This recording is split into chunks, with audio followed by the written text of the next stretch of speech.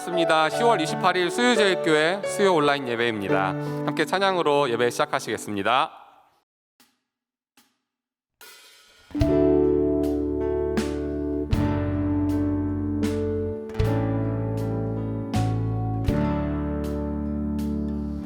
나 이제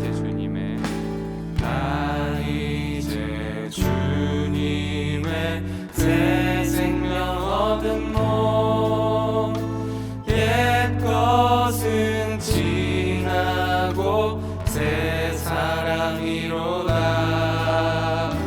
그 생명 내 맘에 강같이 흐르고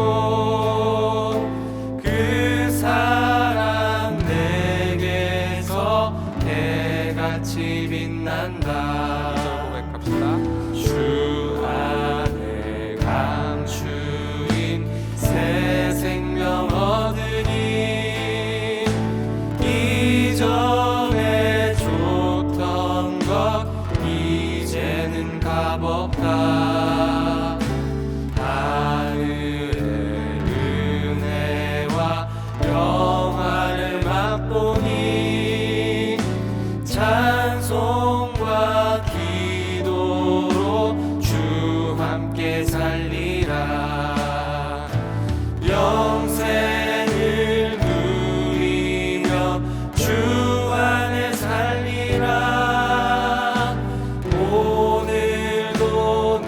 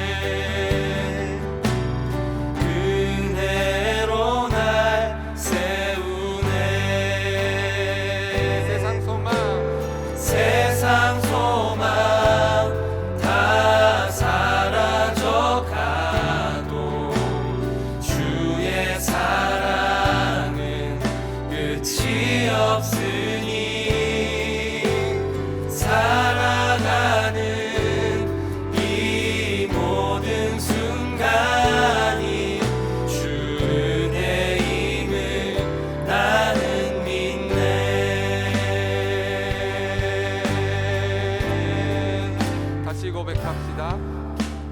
주 나의 모습 보네 상한 나의 맘 보시네 주 나의 눈물 안에 홀로 울던 맘 아시네 주 사랑 내게 있네. 주 사랑 내게 있네 그 사랑이 날 세우네 주 은혜 내게 있네 그대로 날 세우네 세상 소망 다 사라져 가도 주의 사랑은 끝이 없으니 살아가는 이 모든 순간이 주 은혜임을 나는 믿네 세상 소망 다 사라져가도 세상 소망 다 사라져 가도 주의 사랑은 끝이 없으니 살아가는 이 모든 순간이 주 은혜임을 나는 믿네 세상 소망 다 사라져가도 세상 소망 다 사라져 가도 주의 사랑은 끝이 없으니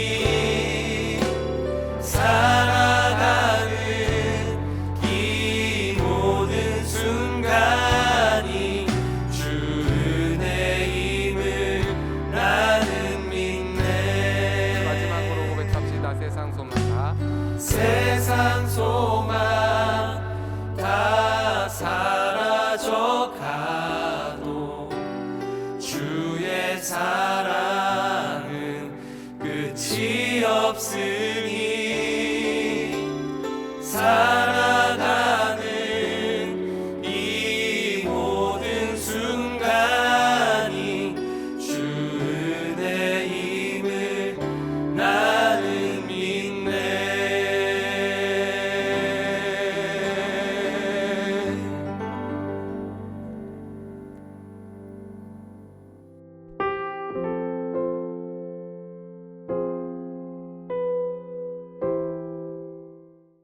혹 내가 하늘을 닫고 비를 내리지 아니하거나 혹 메뚜기들에게 토산을 먹게 하거나 혹 전염병이 내 백성 가운데 유행하게 할 때에 내 이름으로 일컫는 내 백성이 그들의 악한 길에서 떠나 스스로 낮추고 기도하여 내 얼굴을 찾으면 내가 하늘에서 듣고 그들의 죄를 사하고 그들의 땅을 고칠지라. 아멘.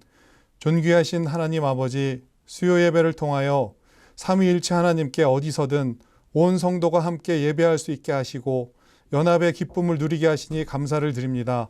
전염병으로 인하여 삶의 혼란한 시기를 보내고 있는 이때에 하나님의 은혜의 역사를 가로막고 있는 우리의 죄악은 무엇인지 정직하게 돌아보게 하시고 회개하고 바로 서서 하나님의 은혜와 긍휼을 받아 누리는 주의 정결한 백성들로 다시 살아가게 하여 주시옵소서. 우리가 당한 시험 고난들을 하나님이 우리에게 주시는 회복의 기회로 바라보며 하나님 앞에 제자리를 찾아가는 축복의 기회들이 되게 하여 주시옵소서. 그리하여 세상의 어려움이 하나님을 바라보는데 하나님의 뜻을 알아가는데 방해가 되지 않게 하시고 매 순간 때를 따라 우리 인생길을 온전하게 인도하시는 하나님의 이끄심을 민감하게 따라가면서 경건하고 거룩하게 살기를 애쓰는 수유제일교회 성도들이 되도록 인도하여 주시옵소서. 은혜가 풍성하신 하나님 아버지, 우리의 죄악에도 불구하고 우리를 포기하지 않으시고 끝까지 붙들어 주심을 감사드립니다. 그러나 교만하고 연약한 저희들은 늘 탄식으로 살아갈 때가 많습니다. 세상 가운데 넘어지고 영적으로도 실패의 자리에 날마다 서 있습니다. 주님 뜻대로 살지 못하고 선을 행하고자 하나 원치 않는 악을 행할 때가 많이 있습니다. 그러하기에 한시도 주님의 은혜 없이 살아갈 수 없음을 고백합니다. 주님, 저희가 이제 우리 자신을 의지하는 것이 아니라 우리의 영혼이 오직 주님만을 의지하고 복음의 능력으로 살아갈 때 우리의 연약함도 우리의 탄식도 감사와 기쁨으로 변화되게 하여 주시옵소서. 하나님 아버지, 이 시간 쓰라린 가슴을 안고 예배를 드리는 한 영혼 한 영혼 가운데 하늘 위로를 허락하여 주시옵소서. 믿음을 허락하여 주시옵소서. 하나님의 사랑을 확인하게 하여 주시옵소서. 작지만 온전한 믿음이 하나님을 기쁘시게 하고 영광 돌리는 것임을 깨달아 알게 하시고 우리의 모든 상황 가운데 인도자 되어주시는 성령 하나님을 신뢰하며 인내의 열매를 아름답게 올려드리게 하옵소서. 그리하여 하나님 나라를 경험하고 우리의 삶을 인도하시고 도우시는 하나님을 세상 가운데 전하는 복된 수유제일교회 성도들이 다 되도록 인도하여 주시옵소서. 좋으신 하나님 아버지, 우리 성도들의 삶의 자리 곳곳이 예배의 처소가 되게 하시고 어느 한순간도 주님 없이 이루어지는 일이 없도록 인도하여 주시옵소서. 그리하여 세상 가운데 나아가서 성도들의 삶이 주님을 향한 믿음의 고백이 되게 하옵시고 주님의 몸된 교회 안에서는 사랑의 연합 공동체를 아름답게 이루어 나가는 성도들 되게 하옵소서. 또한 무엇보다 바라옵기는 우리 가정들이 하나님을 예배하고 주님 앞에 쓰임받는 복된 가정들이 되게 하시고 우리 자녀들이 하나님 앞에 온전히 서게 하여 주시옵소서. 그리하여 당장 눈앞에 보이는 현실이 아니라 하나님께서 이루어 가실 놀라운 앞으로의 역사를 바라고 꿈꾸는 수유제일교회 되게 하여 주시옵소서. 하나님 아버지, 이제 조인서 담임 목사님을 통해 말씀이 선포되어질 때에 말씀 앞에 우리의 삶을 조명하길 원합니다. 주님이 무엇을 원하시는지 말씀 가운데 하나님의 뜻을 깨닫고 순종하고 행함으로 나아가는 능력을 얻길 간구합니다. 우리에게 필요한 말씀보다 우리가 원하는 말씀을 들으려고 하는 잘못을 범하지 않도록 성령께서 각 사람의 심령을 주장하여 주시옵소서. 우리 삶의 주인이 하나님이심을 고백하고 다시 한번 하나님께서 베풀어 주시는 그 은혜의 자리로 나아가길 원합니다. 말씀의 능력이 온전히 나타나도록 예배의 시종을 온전히 성령님께서 주장하여 주시길 원하오며 이 모든 말씀 예수님의 이름으로 감사하며 기도드립니다. 아멘.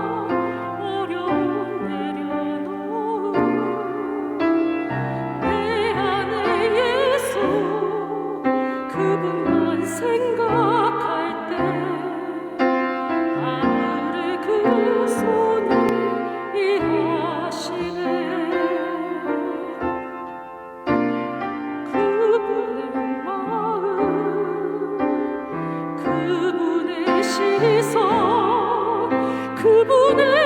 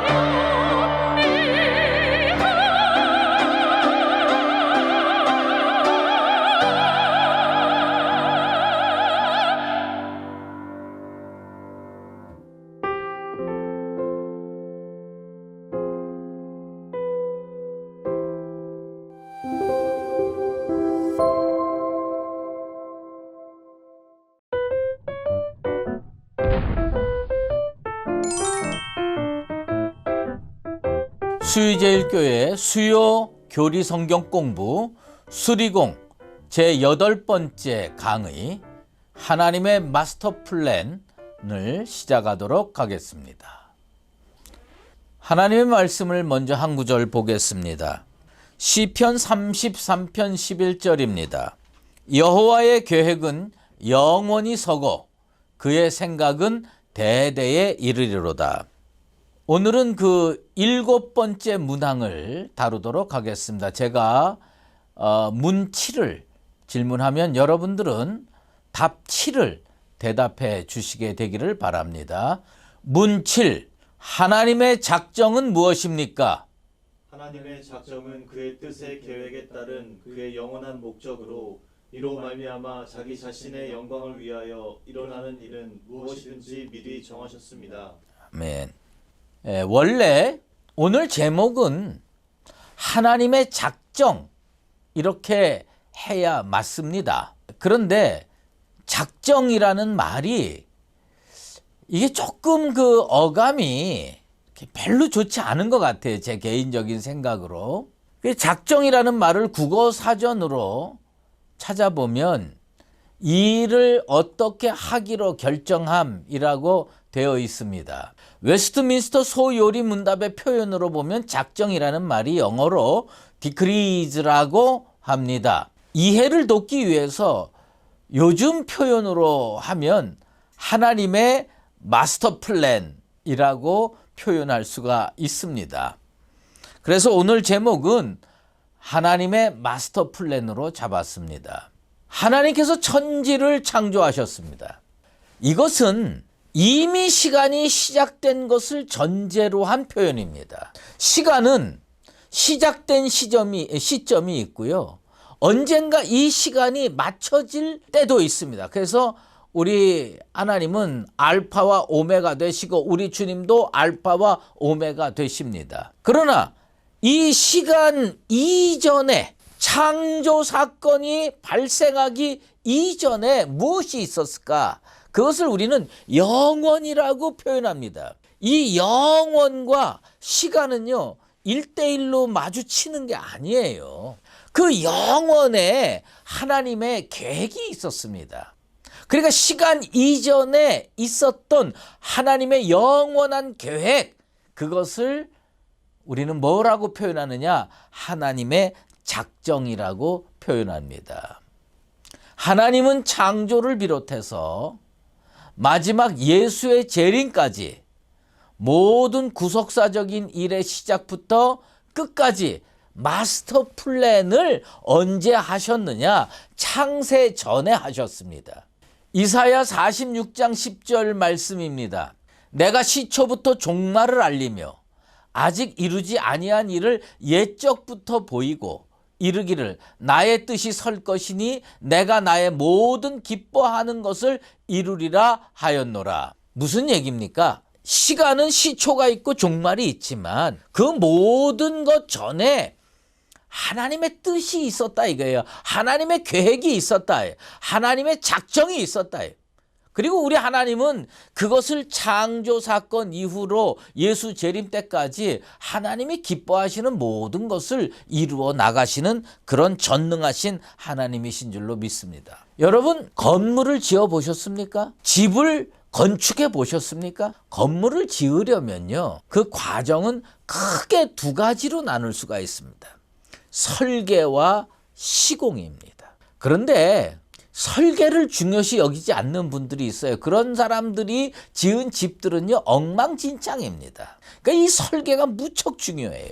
그 설계에는 그 처음에 그 건물을 짓겠다고 하는 사람 머릿속에 어떤 나는 이런 집을 짓고 살고 싶어 하는 거를 그 설계사하고 얘기를 합니다. 전체 모양, 그 다음에 방은 어디에 두고 화장실은 어디에 두고 그리고 1층으로 할 거냐 2층으로 할 거냐 지하실은 어떻게 할 거냐 이런 것들을 다 미리 계획해서 설계사한테 얘기하면 설계사가 그것을 도면에다가 잘 그려 놓습니다.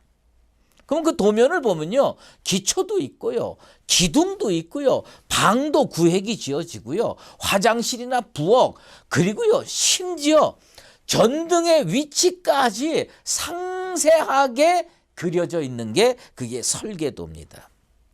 그러면 그 설계도를 가지고 시공업자가 시공을 합니다. 맨 밑바닥에는 철근 콘크리트로 기초를 닦고 뼈대를 세우고 그리고 그 다음에 지붕하고 그 다음에 실내로 들어가서 마루를 깔고 문을 달고 그리고 마감을 하고 페인트 칠을 하고 이런 것들을 다 합니다. 시공자가요, 이 설계가 마음에 안 든다고 자기 뜻대로 고쳐서는 안 됩니다. 쉽게 정리해 보면 하나님의 작정은 언제 이루어졌느냐? 시간 이전에 이루어졌어요. 영원한 하나님께서요, 설계를 하신 겁니다. 아, 세상을 이렇게 만들어야겠구나. 사람을 이렇게 만들어야 되겠구나. 그리고 인간의 역사를 어떻게 끌고 가야 되겠구나. 이런 것들을 다 작정을 해 놓으셨습니다. 다시 한번 정리하면요, 하나님의 설계가 하나님의 작정이라고 할 수가 있습니다. 그래서 그 설계대로 창조가 이루어졌고 역사가 진행이 됐고 이렇게 하는 거죠. 그러니까 창조나 역사의 진행은 설계가 아니라 시공이라고 할 수 있습니다. 웨스트민스터 소요리 문답에 의하면 하나님의 작정은 세 단계로 나누어 생각할 수가 있습니다. 첫 번째는 뭐냐? 그의 영원한 목적이 있다. 하나님의 영원한 목적이 있다. 근데 그 목적이 뭐냐? 자신의 영광을 위하여 이런 일을 하셨다는 겁니다. 그리고 두 번째로는 뭐냐? 하나님의 뜻의 계획에 따라 이런 일들이 이루어진다는 겁니다. 세 번째로는 뭐냐? 그러면 그 일어나는 일들은 다 어떻게 됐느냐? 무엇이든지 미리 정하셨다는 겁니다. 거기에서 미리 정했다는 말이 무척 중요해요. 영어로 foreordained라고 하고 있는데 이것은 뭐냐면 하나님이 요렇게 앞으로 역사를 이끌어가고 천지 창조는 어떻게 만들고 사람의 구속은 예수를 보내서 어떻게 하고 이런 것들을 우리 하나님은요 만세전에 다 계획하셔서 작정하셨다는 겁니다. 첫 번째로 우리가 생각해 볼 것은 그의 영원한 목적, 하나님의 영원한 목적이 뭐냐? 하나님의 영광을 위해서 창조도 하시고 구속도 하시고 역사를 이끌어 가신다. 하나님께서는요 어떤 일을 계획하시기 이전에 분명한 목적을 세우셨습니다. 우리 하나님은 어떤 분입니까? 무한하고 영원하시고 불변하시고 거룩하고 진실하신 분입니다. 그래서 하나님이 세우시는 목적, 하나님이 세우시는 계획, 이것은요 인간의 계획, 인간의 목적하고는 비교할 수 없을 정도로 가장 아름답고 고결하다고 말씀드릴 수가 있습니다. 하나님의 작정을 이해할 때 가장 중요한 하나님의 속성은 뭐냐면 영원성이라고 하는 겁니다. 영원성. 영원하신 하나님이기 때문에 고결한 목적을 가지고 고결한 계획을 세우실 수가 있습니다. 그리고 하나님은 그것을 시공하기 위해서, 진행하시기 위해서 어떻게 했느냐? 시간을 만드셨습니다. 그리고 시간을 초월해 계시면서 오늘도 시간을 인도하시고 지배하시는 겁니다. 영원하신 하나님께서 작정을 하실 때 목적은 딱 한 가지지요. 항상 하나님 자신의 영광을 위해 계획하시고 실행하십니다. 우리는요, 이 하나님의 영광을 위하여라고 하는 이 말의 뜻을 잘 이해를 못하는 경향이 있어요. 왜냐? 우리 입장에서 자꾸 생각을 해요. 인간은요, 무엇을 계획하고 실행할 때 자기를 위하여 하게 돼 있어요. 이건 당연히 이기적으로 돼 있습니다. 인간이 아무리 거룩한 척하고 아무리 선한 척하고 아무리 정의로운 척해도 그 인간의 마음속에 꿰뚫어 보면요 다 그 이기심이 정말 또아리 틀고 있다고 하는 겁니다. 그래서요, 성경에서 보면 자주 그런 표현입니다. 하나님의 뜻에 맞지 않는 사람들은 어떻게 사느냐? 자기를 위하여 산다고 기록하고 있습니다. 인간은 연약해요. 죄악된 존재입니다. 그래서 어떤 일을 계획할 때 사사로운 동기나 탐욕적인 목적을 숨겨놓고 시작할 경우가 허다합니다. 요즘 기생충이라는 영화 때문에 유명해진 표현이 하나 있어요. 그 어떤 아버지가 아들한테 하는 거죠. 너는 다 계획이 있구나. 너는 계획이 다 있구나. 인간들이 계획을 세울 때에 좋은 목적을 가지고 세우면 세상이 얼마나 살기 좋겠습니까? 그런데요, 인간들은 계획을 세울 때 좋은 부분도 있어요. 좋은 부분도 있지만 꿰뚫고 들어가 보면 탐욕이 밑바탕에 있고요. 죄 지을 마음이 밑바탕에 있고요. 다른 사람을 어떻게 하면 끌어내릴까 하는 그런 계획들이 많이 있습니다. 우리가 두 발을 딛고 사는 이 세상에서 하나님의 영광보다 더 아름답고 더 영예롭고 모두에게 이로운 것은 있을 수가 없습니다. 그래서 하나님의 영광이라고 하는 목적을 가지고 하면 가장 올바른 계획이 될 수가 있습니다. 하나님께서 마스터 플랜을 세우시고 작정하실 때 하나님의 영광을 위하여 한다는 것, 그것은 그 작정이 의롭다는 겁니다. 작정이 좋다는 겁니다. 하나님의 작정이 한량없이 유익하다는 겁니다. 그것을 생각해 가지고 우리들은 이 하나님의 작정을 살펴봐야 됩니다. 하나님의 작정에 대해서 논의할 때 매우 중요한 그 표현이 있습니다. 그것은 뭐냐면 그의 뜻의 계획을 따라 라는 표현이 웨스트민스터 소요리문답에 들어가 있습니다. 하나님은 자신의 영광을 위해서 온 세상을 무로부터 창조하시고 천사와 인간을 만드신 목적도 역시 하나님의 영광을 위해서 만드셨습니다. 그 속에 하나님의 뜻이 들어가 있고 하나님의 계획이 들어가 있다, 이런 말씀입니다.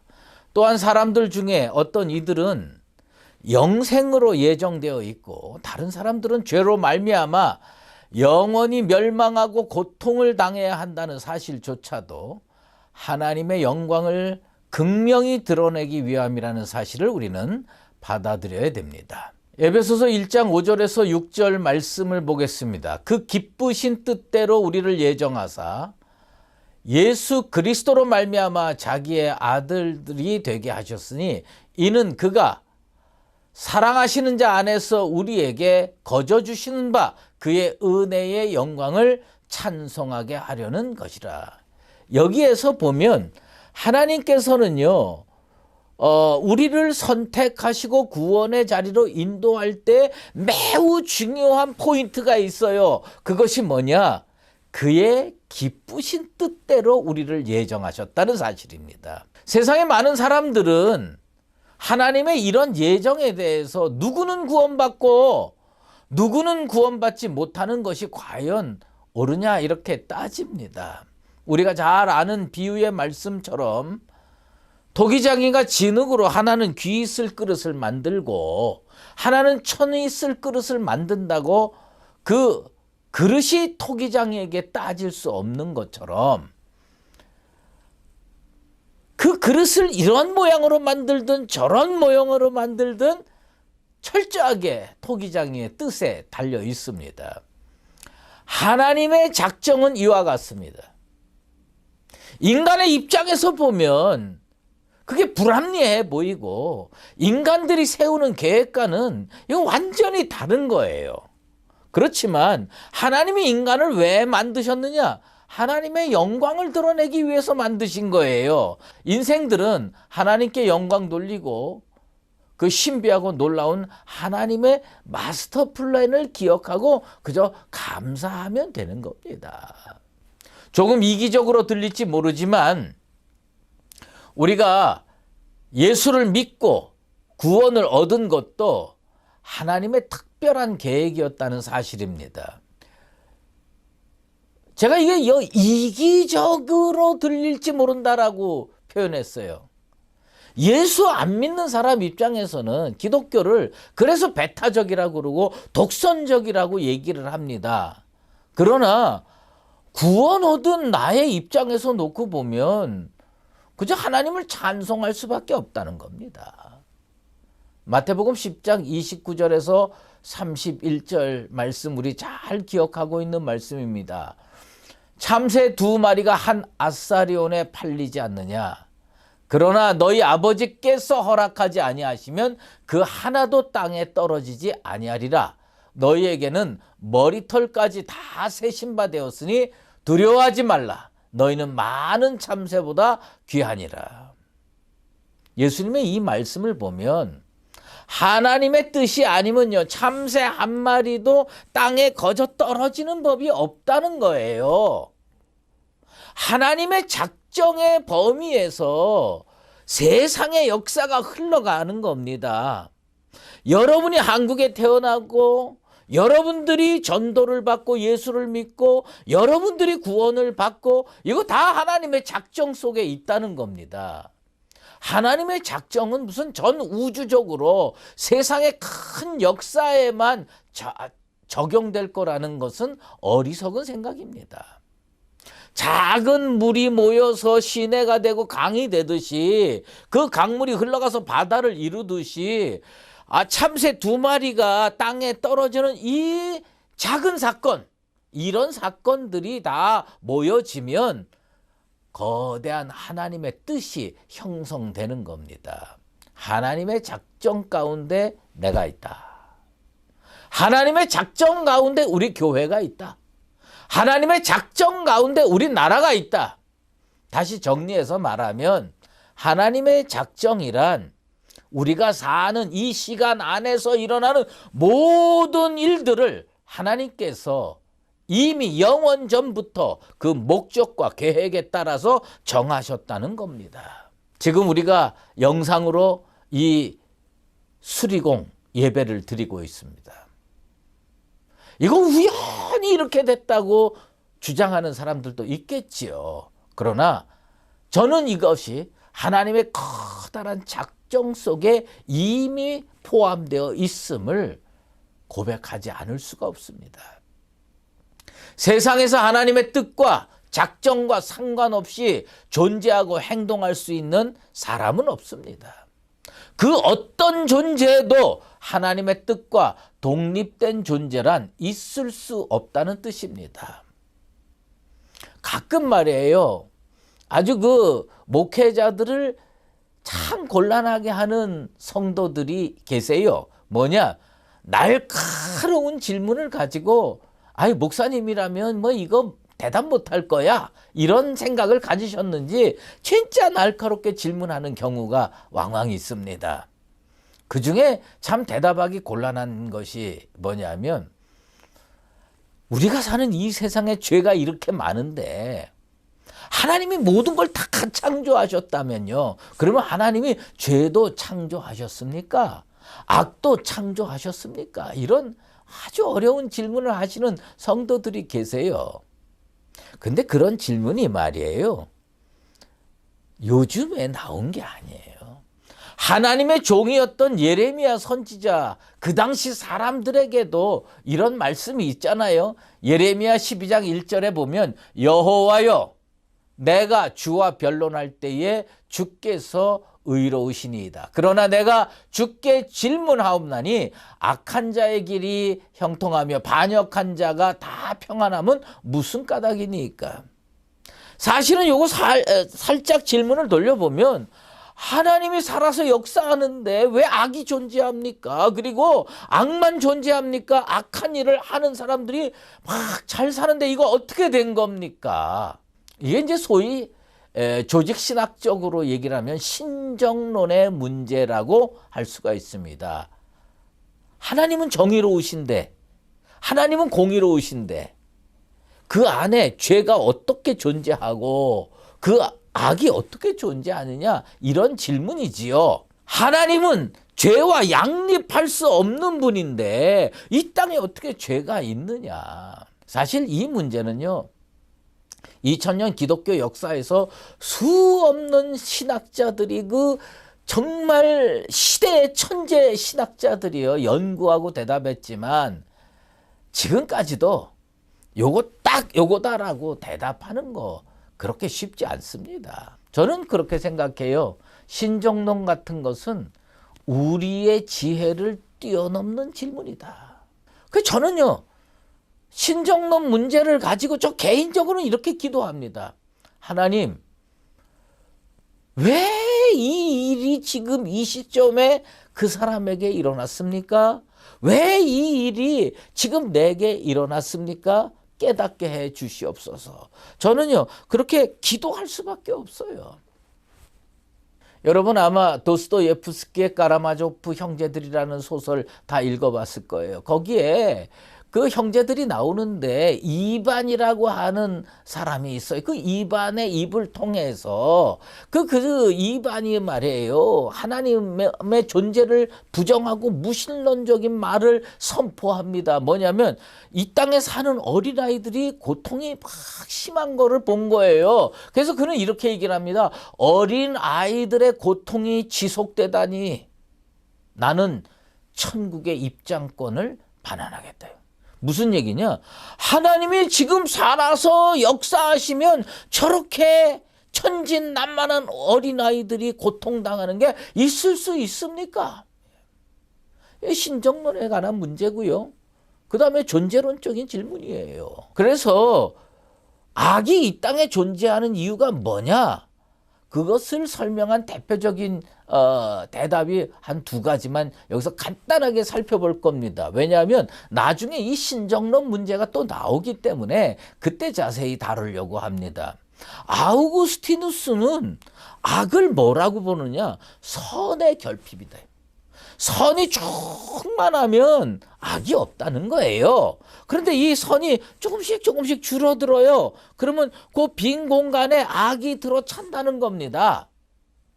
칼바르트는요, 악의 문제를요, 나스니티게라고 하는 말로 하는데 무성적인 것, 존재하지 않는데 존재한다. 이래요. 참 어렵죠. 저 사람들이 왜 저렇게 어려운 표현을 쓸 수밖에 없었을까? 그들도 정확하게 설명할 수 없다는 겁니다. 사실 우리가 이 땅에 살면서 인간의 말로 설명하기 어려운 문제가 참 많습니다. 우리는 그런 것들이 왜 우리 곁에 존재하는지 이유를 분명히 알지는 못하지만 그러나 우리는요, 그것을 현실적인 삶에서 매일 부딪히고 경험하면서 삽니다. 하나님께서 작정하시지 않았다고 하면, 하나님께서 이 세계를 질서로 붙들어 주지 않는다면 그나마도 우리는요, 존재하기가 어렵습니다. 우리가 우리의 부족한 이해력으로 하나님의 작정을 다 이해할 수는 없습니다. 그러나 성경에서 이해의 모티프를 찾을 수는 있어요. 여러 개가 있는데 오늘은 요셉의 이야기를 잠깐 하려고 합니다. 요셉이 17살 때 어느 날 꿈을 꿉니다. 근데 곡식단들이 있는데 12개 곡식단들이 있는데 자기 곡식단이 있고 나머지 11 곡식단이 자기한테 절하는 꿈을 꿔요.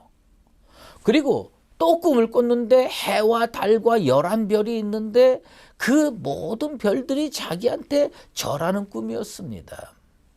형들은요, 그 꿈을 이해할 수가 없어요. 형들은요, 그 꿈으로 자존심이 상하고요, 기분이 나빠서 나중에 요셉을 팔아먹습니다. 하지만 그 꿈 속에 하나님의 작정, 하나님의 계획의 지극히 일부분을 전달하시는 겁니다. 그 꿈으로 인하여 요셉은 애굽의 종으로 팔려갑니다. 오랜 세월이 흐른 후에 하나님께서 정하신 때에 요셉에게 보여주셨던 꿈이 현실로 드러나는 겁니다. 하나님의 작정이 그대로 성취되고 그대로 이루어지는 겁니다. 요셉이 애굽의 총리가 됐습니다. 그래서 가족들이 다 애굽으로 왔습니다. 아버지 야곱이 죽게 됐습니다. 아버지가 돌아가시자 큰일 난 건 누구냐? 요셉을 팔아먹었던 형들입니다. 그 형들은 걱정하기 시작합니다. 요셉이 자기들을 미워해서 자기들이 행한 악한 일을 요셉이 다 갚지 않을까 전전긍긍했습니다. 그때 창세기 50장 19절에서 20절 말씀을 보면 하나님의 작정을 요셉이 명확하게 이해하고 있다는 것을 알 수가 있어요. 두려워하지 마소서. 내가 하나님을 대신하리이까. 당신들은 나를 해하려 하였으나 하나님은 그것을 선으로 바꾸사 오늘과 같이 많은 백성의 생명을 구원하게 하시려 하셨나니. 여기 뭐가 있어요? 악이 실제하고 있습니다. 하나님이 존재하시는데 어떻게 악이 이 땅에 있을 수가 있습니까? 우리는 그 이유는 잘 몰라요. 하지만 형들이 요셉을 팔려고 하는, 그 해하려고 하는 악이 존재했어요. 그런데 하나님은요, 작정 속에서 그걸 선으로 바꿉니다. 그리고 생명을 구원하는 데 사용하십니다. 하나님은 그것을 선으로 바꾸사. 우리가 하나님의 작정을 배우면서 이 말을 기억해야 됩니다. 하나님의 마스터 플랜을 배우면서 이 말을 기억해야 돼요. 그것이 뭐냐? 하나님은 그것을 선으로 바꾸사. 하나님은요, 그것을 선으로 바꾸셔서 뭐예요? 사람들의 생명을 구원하는 도구로 사용하셨습니다. 하나님이 선으로 바꾼 게 어디 그 한두 가지입니까? 그 또 뭐예요? 하나님은 예수 그리스도를 이 땅에 보내주셨습니다. 그런데 사람들이 악해서 예수 그리스도를 십자가에 못 박았습니다. 그렇지만 그것을 선으로 바꿔서 하나님은요, 모든 죄인을 구원의 반열로 부르셨습니다. 그 과정이 간단하잖아요. 아담과 하와가 범죄했어요. 죄가, 악이 그때부터 존재했어요. 하나님께서요, 창세기 3장 15절에 유명한 그 말씀을 선포하시지 않습니까? 여자의 후손은 내 머리를 상하게 할 것이요 너는 그의 발꿈치를 상하게 할 것이니라. 하나님의 작정이 있은 겁니다. 하나님은 그 악을 선으로 바꾸십니다. 그리고 예수 그리스도를 이 땅에 보내셨어요. 예수님께서 십자가에 돌아가시는 걸 허용하셨습니다. 그 베드로의 설교를 보면 사도행전 4장 27절에서 28절에 보면 과연 헤롯과 본디오 빌라도는 이방인과 이스라엘 백성과 합세하여 하나님께서 기름 부으신 거룩한 종 예수를 거슬러 하나님의 권능과 뜻대로 이루려고 예정하신 그것을 행하려고. 그러니까 뭐냐면 빌라도 악한 거 분명해요. 헤롯 악한 거 분명해요. 하지만 그것을, 그 모든 과정을 우리 하나님은 선으로 바꿔서 하나님의 뜻을, 예정하신 그것을 행하시는 겁니다. 이제 하나님의 작정 앞에 서 있는 인간은 어떻게 해야 됩니까? 하나님의 작정하심을 다 이해할 수 없으나 믿음으로 받아들여야 됩니다. 우리가 이 땅에 태어난 것은 결코 우연이 아닙니다. 하나님의 주권으로 우리에게 생명 주셨고 하나님의 은혜로 우리를 예수 아는 자로 만들어 주셨고 그리고 우리를 예수 믿게 하셨습니다. 저는요, 자꾸 무슨 커다란 범주에서 이걸 자꾸 이해하지 마시고요. 오늘 이 말씀 앞에 서 있는 나와 여러분은 이렇게 생각하고 감사해야 됩니다. 아, 하나님의 작정이 나에게 구원의 예정으로 작용하셨구나. 하나님의 작정이 나에게 구원의 예정으로 작용하셨구나. 하나님 감사합니다. 이게 우리의 고백이 되어야 됩니다. 하나님의 작정 속에는 물론 우리에게 자유의지를 주시는 것도 포함되어 있습니다. 인간에게 하나님은 자유의지를 주셨어요. 그래서 이 자유의지를 가지고 선을 행할 수도 있고 악을 행할 수도 있었습니다.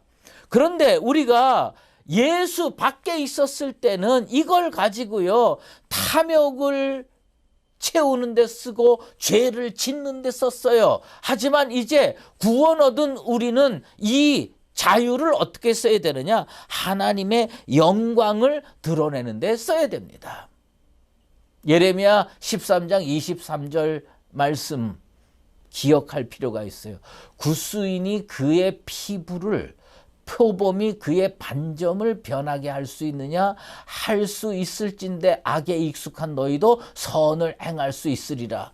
이 예레미야 선지자가요, 그 당시 사람들이 얼마나 악을 행했는지, 구스인이요, 이 피부가 검었죠. 근데 그걸 흰 피부로 만들 수 있느냐? 못한다. 표범이 반점이 있죠. 그 반점을 없애게 할 수 있느냐? 못한다. 니네들은 선을 행할 수 없는 존재다 하고 이렇게 비관적으로 얘기를 했어요. 그 당시는 맞는 예언이었어요. 그런데 우리는 이 예언을 새롭게 들을 수 있어야 돼요. 그것은 뭐냐면, 예수 믿기 전에는 우리의 피부를 변화시킬 수 없는 것처럼 우리가 선을 행할 수 없다고 이야기할 수 있지만, 예수 안에서 우리에게 주어진 자유의지를 잘 활용해서 하나님의 영광을 위해서 써라. 적극적으로 긍정적으로 하나님의 영광을 위해서 써라. 그러면 우리 속에 선을 행할 수 있는 능력이 배태되고 실행되고 열매로 맺어지게 될 줄로 믿습니다. 사과나무에서 배가 맺힐 수 없습니다. 하지만 구원받은 우리는 이제 변화되어 선을 행할 수 있게 된 줄로 믿습니다. 사도 바울이 뭐라고 우리에게 권면했습니까? 로마서 12장 21절에 악에게 지지 말고 선으로 악을 이기라. 하나님의 작정에서 우리가 감사해야 할 부분을 아까 여러분에게 말씀드렸어요. 그게 뭡니까? 죄를 지을 수밖에 없는 존재인데 하나님의 작정 속에서 우리는 구원으로 예정됐습니다. 그리고 예수 믿고 구원 얻었습니다. 그러므로 하나님의 작정 속에 또 하나 포함되어 있는 게 뭡니까? 하나님은요, 내가 세상에 살면서 믿음으로 선을 행하기를 원한다는 겁니다. 하나님의 작정 이해하기 어렵습니다. 그러나 이것을 자기에게 집중해서 생각하면 나는 하나님의 작정 속에서 구원 얻었고, 나는 이제 하나님이 주신 자유의지를 가지고 하나님의 영광을 위하여 선을 행하고 믿음을 행하고 은혜롭게 살아야 되겠다. 여러분, 우리의 미래는 밝습니다. 왜요? 성령께서 나를 붙들고 계시기 때문입니다. 난 지금까지 그렇게 하나님 앞에 많은 영광을 올려드리며 살지 못했지만 앞으로 점점 더 하나님께 영광 올려드리는 존재로 살게 될 줄로 믿습니다. 저는요, 하나님의 작정을 나에게 국한시켜 생각하면 하나님은 내가 구원 얻고 선을 행하면서 살기를 원하시는구나. 하나님, 나를 구원으로 예정시켜 주심을 감사드리옵나이다. 이렇게 고백하는 나와 여러분 되시기를 예수 그리스도의 이름으로 축원합니다. 기도하겠습니다. 하나님 아버지, 오늘 제 8강 하나님의 마스터 플랜에 대해서 살펴봤습니다. 영원한 하나님의 작정이 있었고 계획이 있었습니다. 오늘 이 시간에 그 하나님의 거대한 작정의 지극히 일부분을 살펴봤습니다. 그런데 놀라운 사실을 발견했습니다. 내가 하나님 작정 속에서 구원으로 예정되어 있음을 다시 한번 발견하고 하나님께 감사와 찬양과 영광을 올려드립니다. 이제 하나님이 내게 주신 그 자유의지를 악을 행하는 데 쓰지 않게 도와주시옵소서. 선을 행하는 데 적극적으로 활용하게 도와주시옵소서. 그리하여서 하나님이 작정하신 그 목적, 하나님의 영광을 위하여 살라고 하는 그 하나님의 작정을 내 인생 가운데 이루어가며 하나님께 칭찬 들으며 사는 우리 모두가 되게 도와 주시옵소서. 이제는 우리 주 예수 그리스도의 은혜와 하나님 아버지의 극진하신 사랑하심과 성령의 인도하시고 교통하심이 하나님의 그 영원한 작정, 마스터 플랜을 이해하고 내가 구원받았음으로 인하여 이제부터 하나님의 영광을 위하여 그 작정의 목적을 이 땅에서 실현하고 실천하며 살기로 작정하는 사랑하는 수의제일교회 모든 믿음의 권속들과 주의 몸된 교회 위에 이제로 영원히 함께 계시옵기를 간절히 축원하옵나이다. 아멘.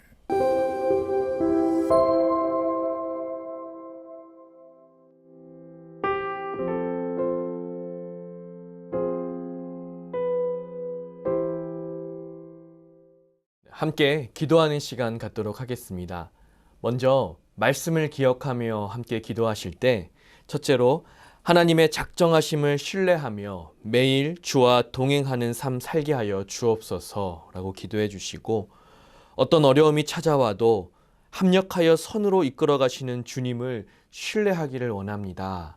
결단하시는 기도를 드려주시고, 또 성령의 지혜로 하나님의 일을 분별하는 믿음의 사람 될 수 있게 하여 주옵소서라고 기도해 주시기를 바랍니다. 두 번째로 나라와 민족과 세계 열방을 위하여 기도하는 시간 갖겠습니다. 먼저 전염병으로 고통받고 있는 세계 열방을 하나님께서 위로하여 주시고, 속히 코로나19 전염병의 팬데믹 상황이 해결되어서 온 세계가 위로를 받을 수 있게 하여 주옵소서. 또한 이 사회가 정직하고 공의롭게 서게 하시고 모든 것 위에 사랑을 더하는 대한민국 사회 되게 해달라고 기도해 주시고, 또한 대한민국의 정치 지도자들이 하나님을 두려워하며 정직하게 나라를 섬길 수 있도록 그들의 마음을 주장해 주옵소서라고 기도해 주시기를 바랍니다. 세 번째로 교회와 성도들을 위하여 기도하겠습니다. 먼저 우리 주변에 우리 수유제일교회 성도들 뿐만 아니라 함께 신앙생활하고 있는 믿음의 동역자들 가운데 병상에 있는 성도들이 참 많습니다. 하나님, 그들의 그 병상 중에 있는 그 육신을 하나님께서 지키시고 보호하시고 치료하여 주시며 기적적인 은혜를 베푸셔서 속히 병상을 떠나 함께 예배드리며 주님 섬길 수 있게 해달라고 기도해 주시고, 또 특별히 우리 다음 세대 아이들을 위하여 중보할 때에 우리 아이들이 영적으로 성장하며 우리 아이들이 하나님의 나라를 꿈꾸고 이루어갈 수 있게 해달라고, 특별히 코로나로 인해서 교회 출석하지 못한 채 영상 예배로 드리고 있는 우리 아이들의 신앙을 하나님께서 지켜주시고, 교회 학교가 속히 개방되어서 많은 아이들이 함께 찾아와 예배드릴 수 있게 해달라고 기도해 주시고, 다음으로 우리 수유제일교회 성도들의 가정 하나님께서 회복시키시고, 또한 가정의 예배가 회복되어질 수 있게 해달라고 우리 수유제일교회 성도들 가정들을 위해 중보하도록 하겠습니다. 끝으로 우리 개인 기도 제목을 놓고 하나님 앞에 간구하는 시간 갖도록 하겠습니다. 우리 주여 한번 외치고 기도하도록 하겠습니다. 주여! 하나님 아버지, 이 시간 우리 수유제일교회 온 성도들이 마음을 합하여 주님 앞에 기도하며 나아갑니다.